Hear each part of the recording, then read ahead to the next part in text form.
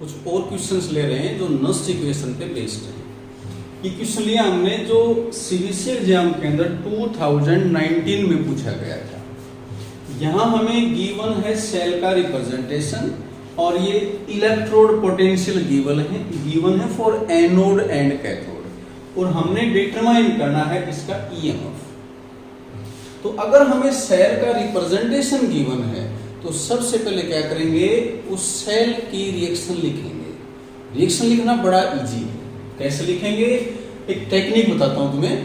जहां double line है जो साल्ट ब्रिज को रिप्रेजेंट करती है उसकी जगह हमने एरो लिख दिया।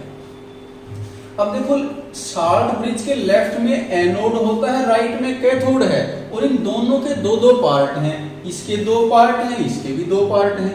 तो इसका जो लेफ्ट का पार्ट है वो लेफ्ट में आ जाएगा, राइट का पार्ट राइट में आ जाएगा। सिमिलरली कैथोड का लेफ्ट का पार्ट प्लस में लेफ्ट में और राइट का पार्ट प्लस में राइट में। उसके बाद दोनों के चार्ज बैलेंस कर लेंगे।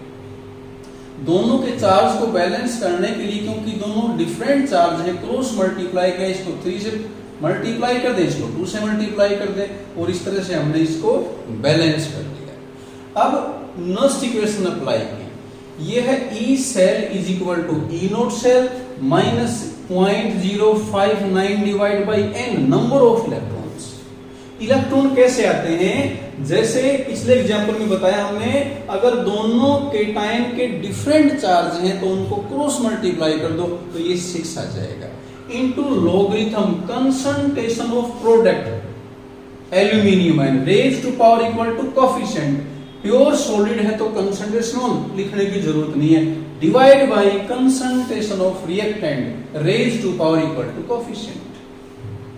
अब यहां में ई नोट सेल गिवन नहीं है, हमें इलेक्ट्रोड पोटेंशियल गिवन है, तो वहां से हम क्या निकाल लेंगे, standard EMF, reduction potential of cathode minus reduction potential of anode. ये वैल्यू पुट कर दी, ये अपने पास स्टैंडर्ड ईएमएफ आ गया। अब स्टैंडर्ड ईएमएफ की हमने वैल्यू पुट कर दी 1.41 माइनस ये एज इट इज है और यहां कंसंट्रेशन की वैल्यू पुट कर दी। सिंप्लीफाई किया तो ये लॉगरिथम का जो पार्ट है 10 की -3 आ जाएगा।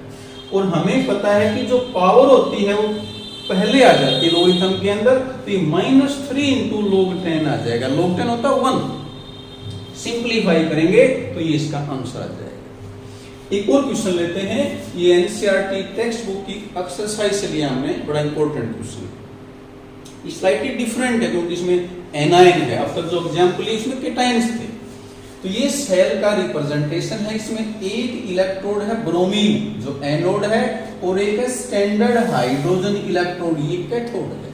और हमें गिवन है इलेक्ट्रोड पोटेंशियल ऑफ ब्रोमीन।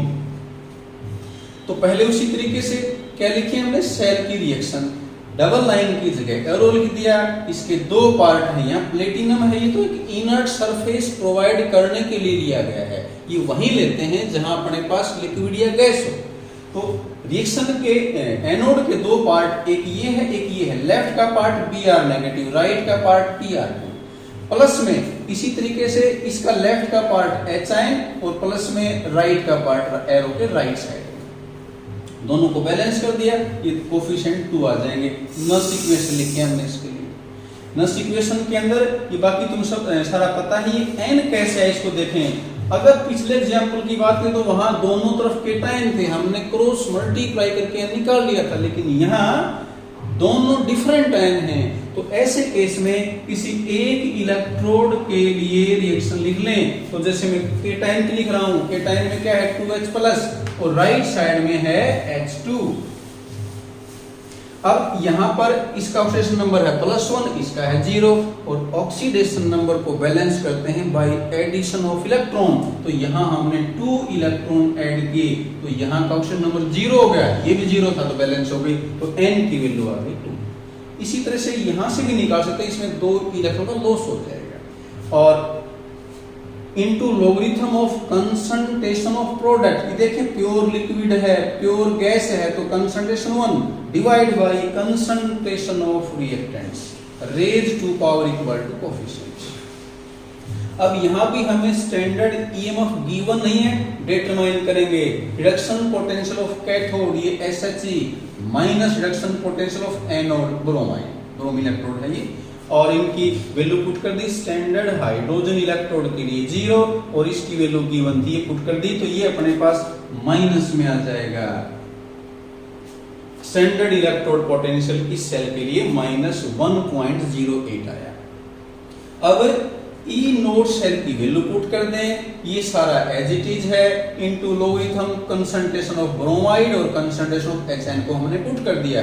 आगे देखिए वैल्यू पुट कर रखी है, एज इट इज चल रहे हैं, और इसको सिंप्लीफाई करेंगे तो ये लोगरिथम 10 की पावर 8 डिवाइड बाई 3 यहां से आ जाएगा। और आगे देखें, अब ये लोगरिथम m की पावर n है तो log m minus log n आ जाएगा।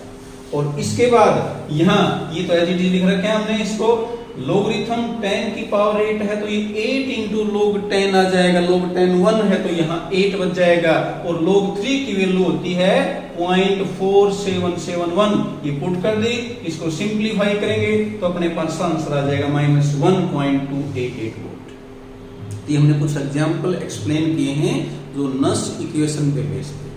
अगर ये क्वेश्चन हमें अच्छे समझ में आए हैं तो कुछ क्वेश्चंस की प्रैक्टिस और करें, क्योंकि बड़ा इंपॉर्टेंट टॉपिक है ये।